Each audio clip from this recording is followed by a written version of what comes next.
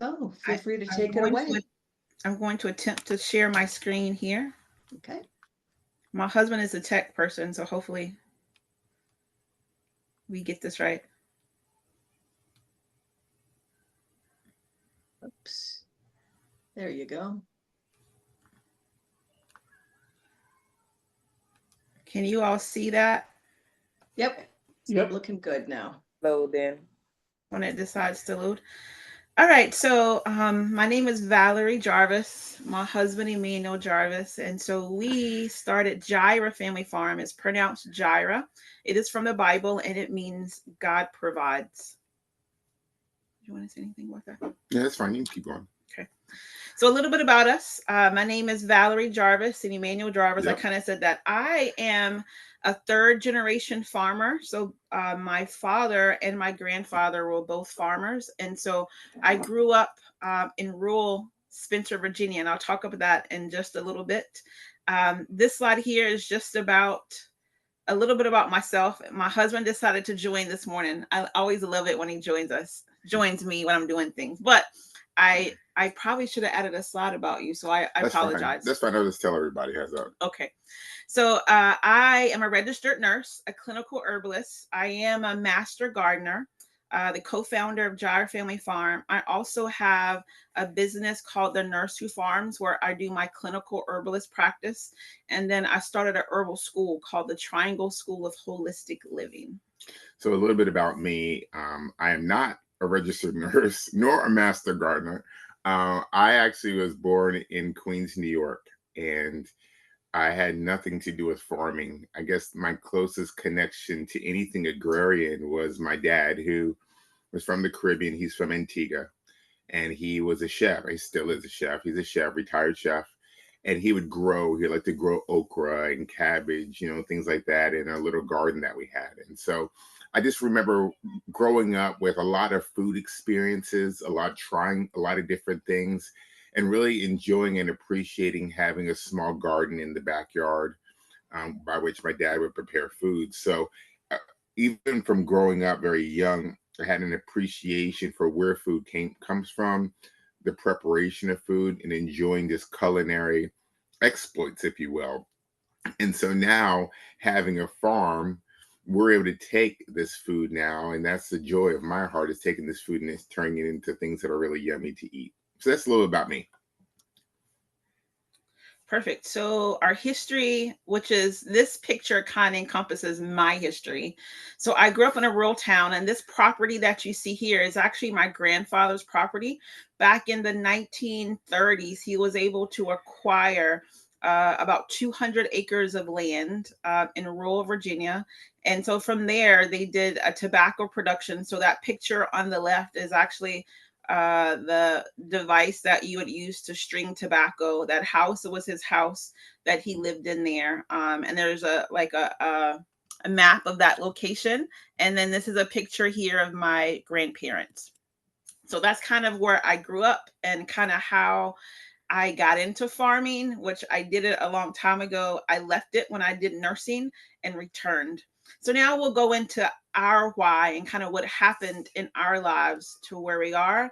And then we'll go into kind of just this leap of faith that we took to leave where we are to where we are now. I found this picture and I thought it was really cute. So I kind of added it in there. So my story, I'm actually going to go back a little bit farther than these two pictures. One of the reasons, the main reason I became a nurse was that my grandmother was diagnosed with Alzheimer's. She came to live with me and my family, and for whatever reason, she would not allow anyone to care for her but me. So in high school, I would get up, care for her, get her dressed, ready, perform her ADLs, and then I would go to school, come back, make sure she was good. And so later on, my mother got diagnosed with pancreatic cancer and diabetes, and I watched my mom go through kind of all the things associated with a decline in health. My mother had diabetes for many years. That led to other illnesses. She ended up on dialysis. And then at the end of her life, she had pancreatic cancer. And from the time of diagnosis to her death, it was probably about 2 weeks, which was really hard for us. And it was very quick. And then a few years later, my brother got diagnosed with colon cancer.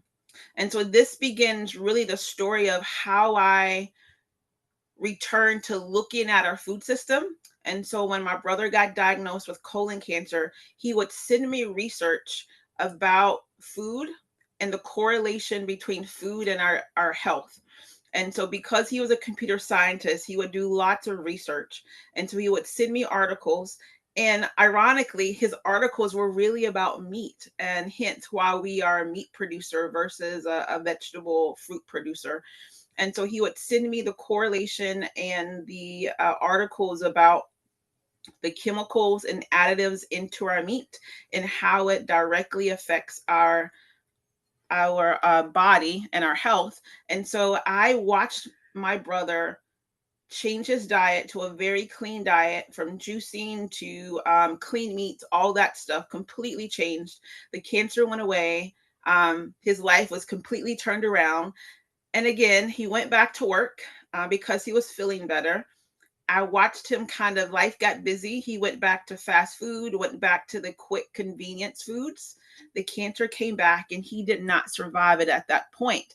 And so at that time, I realized that I really needed to look into the food that I was eating. And it was a different matter because I had now lost my mom, I had lost my brother to these health issues that I'm like, there has to be a way that what we eat is being affected. And so that led me into this idea that I wanted to have a different source of food that we were ingesting.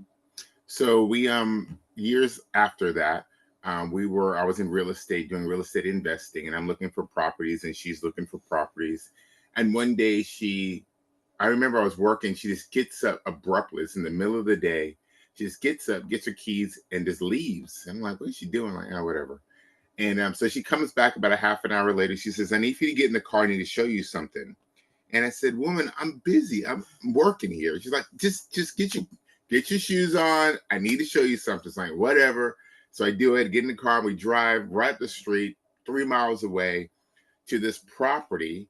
And I said, what is going on here? I feel like I could smell the house before I could even get out of it. It was like one of those type of properties. I'm like, oh my goodness. And she told me, she said, look, this lady here, it's 4 acres, it's 3,100 square feet, boom, boom, boom. She kind of went through everything. She says, and by the way, the other lots of land, she's willing to throw in with the deal. And all of a sudden, I started seeing differently than I saw when I first drove there. I started looking at this as an investment opportunity. And initially, I was planning on flipping the property. But then upon looking at all the opportunities and the uniqueness of the property, where it was positioned, it was clear in my mind that this is not going to be a flip. This is going to be our home, and we're going to move here. And so we did one of those extreme home makeovers, literally from clearing the lot to brand new roof, brand new windows, brand new flooring, brand new kitchen, brand new bathroom, blowing out walls, putting in new walls, painting, everything you can imagine we did to that property. And we said, okay, here we are. We're here now. We're not in the HOA anymore. The mailboxes don't look the same. We have freedom to do what we want to do. We have a whole lot more space than we had before. And it was interesting. It was right around the time that our oldest daughter was around 15 years old. And we had a little rule in our house. And we said, okay, girls, you guys want a car and drive when you're 16? And like, yeah, we want to have a car. Like, okay, well, here's the Jarvis rules. Rule number 1, your first car must be a stick shift. That's it. It has to be a stick shift. After that, you can buy whatever you want, but your first car has to be a stick shift. Number 2, you have to know how to change your own tire by yourself. And number 3, you have to bring half of the money to mommy and daddy of what kind of car you want. So if you want a $5,000 car, you need to bring $2,500. Whatever you got, mom and dad are going to match it. And so that was the rule. Michaela said, okay. So she went one summer and she worked at a horse farm around the corner. Made about $1,000 in tips over the course of the season. And she said, okay, I want to open up my bank account. I'm like, okay, let's go ahead and open up your bank account. But when she found out what the interest on that bank account was, she's like, I'm not doing that because I'm not making any money. So I said, okay. She says, so what do I do now, Dad? I said, well, Mama's wanting to have chickens. We have this land now, and maybe you can, do some sweat equity, start a little business and sell the chicken eggs and make some money that way. She says, okay, cool. So she does it. She buys her little chicks and she gets her food and her netting and the waters and all the kind of stuff that you need. And she starts having her chicks and she raises them. And 5 months later, they produce the first little egg and she starts selling eggs at church. And believe it or not, within about a year and a half, she had doubled her money, went from $1,000 to $2,000, right at around 16 years old, and she was able to buy her first car. And so that's really the genesis of how Jireh Family Farm started. Obviously, there was tragedy on Tina's side of the family with cancer just ravaging through her family. But in addition to that, what really was our start was actually our daughter saying, hey, I need to create some money. What could I do? And I said, entrepreneurship is the way to go. And she listened and she was able to make some money. And that's how we got started. Yeah. And you probably heard my husband reference me as Tina. That is my middle name. So yes, sorry. It's okay. All right. So now I'll go into a little bit of why I left the corporate world. And I haven't really talked about what I did in nursing. So for 25 years, I was a director of nursing in the geriatric space in nursing homes. Again, my goal into going into nursing was to change the atmosphere of nursing homes because of my grandmother. The thing that I did not mention is that after a few years of being at the home with us when I was in high school, my grandmother went to a nursing home and I really did not like the care that she got. So I wanted to go into that space and be able to alter that. And so that's kind of how I got there, worked my way up, kind of worked in all of that space, which was really, really incredible. However, when we transitioned after my brother and we're learning about the food and the correlation to our health, I decided that we wanted to grow our own food. And so we started, my daughter started with the chickens, and then we got a pig, and then we went into goats. And so, I mean, honestly, we never really intended to have a farm per se that we had now. I kind of was in the idea of being a homesteader and I'm growing some of my own food. But then one day my husband was like, your little hobby is getting a little too expensive. And because of his entrepreneur background, he was like, well, let's start an LLC and let's just see how we can work this thing out. And so my husband is really incredible at marketing. Again, that's not my gifting. And so it's good to have a good partner. And so he would promote things out. And before we knew it, we found ourselves selling more and more, offering education. I'm learning more. I went to study as an herbalist. And then in 2020, January 2020, right before the pandemic kind of exploded there, I decided that I was going to leave corporate nursing and kind of focus on our farm and just try it. And so that's kind of how we got to the point that we are right now. And so you can see through this picture all the different things that we're doing these days. So just kind of give an explanation on the left, we got kids jumping in the pool. That was 2020. Now you can imagine 2020, June 2020 is in the middle of the pandemic. We have kids that have been out of school since March of that year. They've been doing remote learning. Everybody was sheltered in their home. I remember my wife coming home and saying, did you know that the Durham Public Parks and Recreation, they've closed all of their camps, all of their pools, all of their parks, all of their programming, everything they have is closed. And I'm like, that's insane. And she says, you know what we should do? We should start a camp. And I said, that's brilliant. I said, that's incredible. So that's exactly what we did. And we were unsure if parents would actually have their kids come to a camp in the middle of the pandemic. But to our surprise, they did. And now today we're celebrating our 6th year, starting in June, of doing our summer camp. Up there at the top, you see a class. Hold on a second. Good. We haven't said, you might see this pool. One of the cool things about the property that we purchased is that it came with the pool. And so this pool was built in the 50s. It's pretty incredible. And the way that we have it set up is you kind of see that fence there. So it's fenced kind of around the pool, but when you're interacting and kind of enjoying the pool, you can see the goats and the chickens, and there's all the livestock kind of around. Yeah, all the animals are kind of around you, which is pretty cool. It's a great experience. Up top, you see a class that Valarie is doing. She's doing an herbal class there. There's another class. You see people holding chickens over there in that one picture. That's actually a chicken processing class. Yes, we do those so that you can actually come to our farm and from the entire process from a living bird all the way to it's in a bag, and you get to take one home. So what we really want to do in terms of community influences is we want to empower people to take control over their food systems again. And so that's one of the things that we do here. Yeah. And then this picture slide is just all about kind of the things that we do.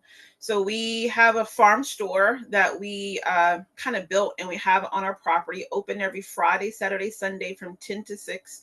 So in our store, we have chicken, goat, beef, pork, and rabbit that are for sale for purchase. And then I grow and do medicine making classes with medicinal and culinary herbs. So we have folks that will come either participate in a class, and we might be creating an herbal medicine, or they may come and get or purchase some type of herb. We have eggs as well as meat chicken. And we also have a fair share of agritourism. So we have folks that will come for farm tours. And one of the things that we're working on right now is that we are in the process of building an incredible structure that will be a new barn that we can house small weddings and events and that kind of thing. Yeah. It's really exciting. Yeah, we're really excited about that. So you can see the meat market on the left there. Some of the things that you see people eating. We have starting actually it wasn't 2022. We started doing farm to table dinners using our meats. As I said before, my dad is a chef, and I've just been around the kitchen a lot too. And so I picked up a lot of his culinary habits, if you will.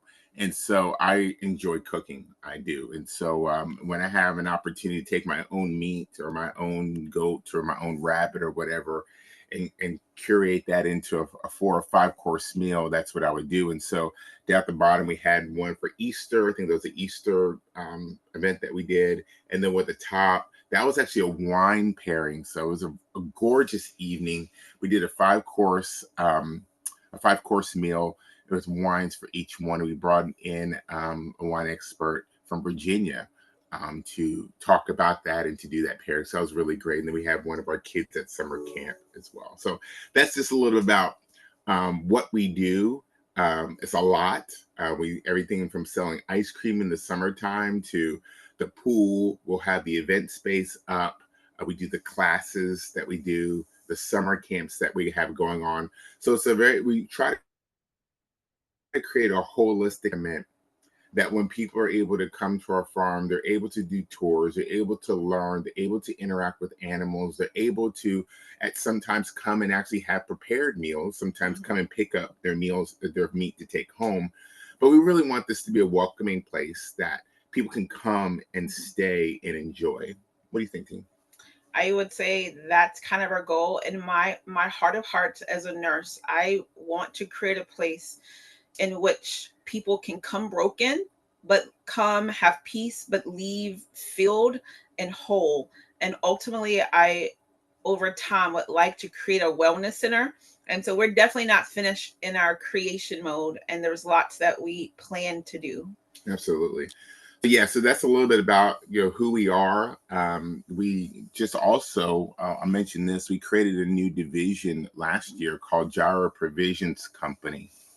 And the purpose of that is that we have been working with area food banks, providing meats for them, and which has really opened up our business quite a lot. And so now we're in the mode of really trying to sell our story to state as well as federal legislators to make sure that what we are doing and what the program that is going on right now stays and it doesn't get removed.